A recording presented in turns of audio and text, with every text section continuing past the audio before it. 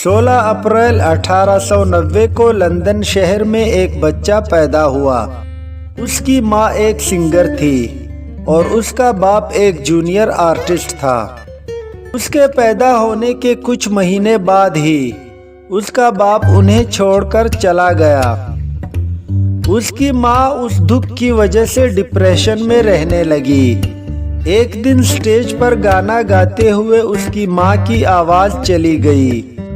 पूरी ऑडियंस शोर मचाने लगी और उसकी माँ पर जूते फेंकने लगे। ये बच्चा उस वक़्त अपनी माँ के साथ था और उसकी उम्र सिर्फ 5 साल थी।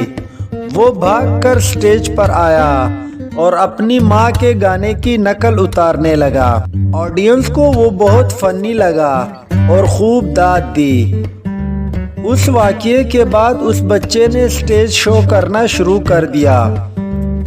उसकी माँ डिप्रेशन और आवाज़ जाने की वजह से मुकम्मल पागल हो गई और उसे पागल खाने दाखिल करा दिया गया।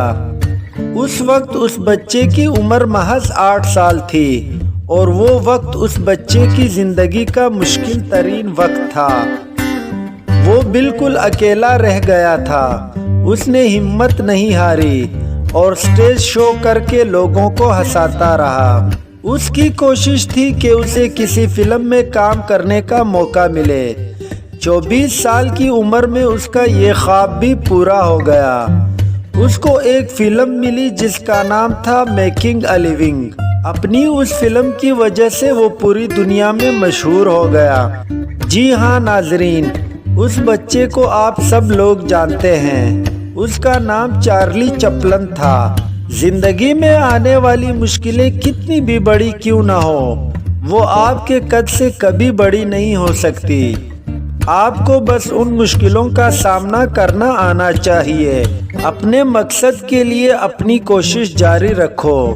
आपका वक्त ज़रूर आएगा।